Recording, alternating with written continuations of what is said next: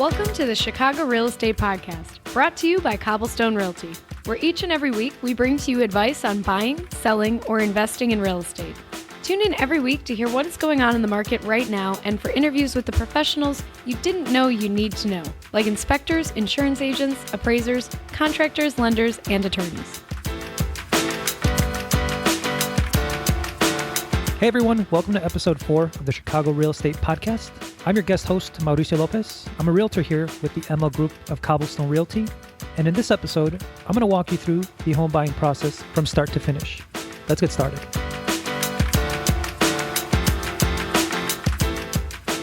In this episode, we're going to cover the key steps of the home buying process. And those are applying for a mortgage, searching for your home, making an offer, everything that happens during the escrow period, and finally, the closing. Now, when you purchase a property, there are many people that are involved in the process. If you're a buyer, you're going to have a lending institution where you get your pre-approval from. You'll have your real estate agent who shows you the properties and makes the offer on your behalf. You'll have your real estate attorney who goes over the legalities of the contract. You're required to purchase home insurance, so you'll need to have an insurance agent. You'll also need to do a home inspection on the property, so you'll need to hire a home inspector. Now, the seller has a group of people that they work with as well. The seller has their real estate agent who puts the property up on the market. They have their real estate attorney who goes over the contract.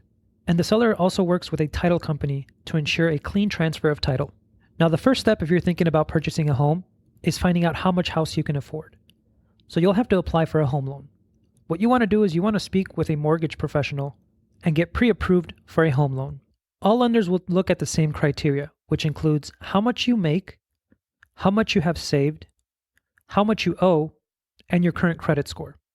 Based on all that information, they'll be able to provide you with a pre-approval letter. We use that pre-approval letter to go out and search for properties.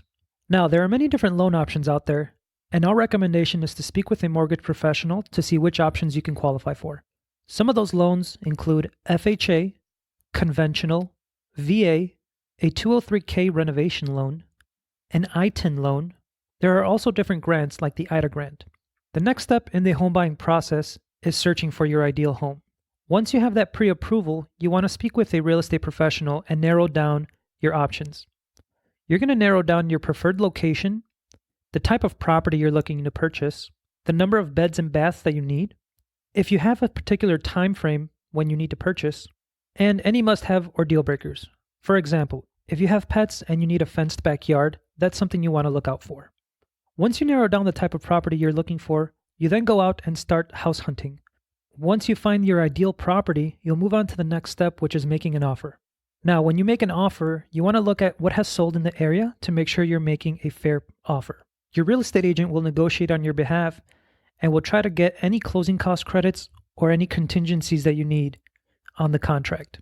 Once the seller agrees to your terms, you'll have a fully executed contract. Then we move on to the next step, which is everything that happens during the escrow period. Now, the first thing you're going to need to do is you're going to need to submit an earnest money deposit on your contract. You'll enter what's called an attorney review period, and during this period, you'll do your home inspection, and the home inspector will provide you with a report on everything they found in the property. The attorney then uses that report to renegotiate any terms of the contract. As long as the seller is in agreement of those terms, you'll move on to the next phase of the escrow period. This is when the lender gets involved in the process. The lender will collect all your documentation needed to finalize your loan application. They will also issue an appraisal on the property. They need to make sure that the property is worth the amount of money that you are borrowing. As long as the property appraises, they'll finish their underwriting process and give us a final loan approval. This is called a clear to close. A clear to close means that the lender is ready to issue the funds needed for this property. Before we can close on the property, we have to do a final walkthrough on the property to ensure that it's in the same condition that you agreed to purchase it. As long as everything goes well during the final walkthrough, they'll go ahead and schedule the closing. And closings typically happen at title companies. This is when the buyer and seller and both attorneys get together and sign on all the documents needed to transfer the title. This usually can take up to 1 or 2 hours. Once all the documents are signed, you'll get the keys to the property and you'll officially become a homeowner. That's it for episode number 4 of the podcast. I hope this clarified the home buying process for you. If you still have questions, don't hesitate to reach out to us. We'll see you next time. If you know someone that can benefit from this information, please share this episode with them. Also, don't forget to subscribe and rate us on iTunes, as that would help us reach more people.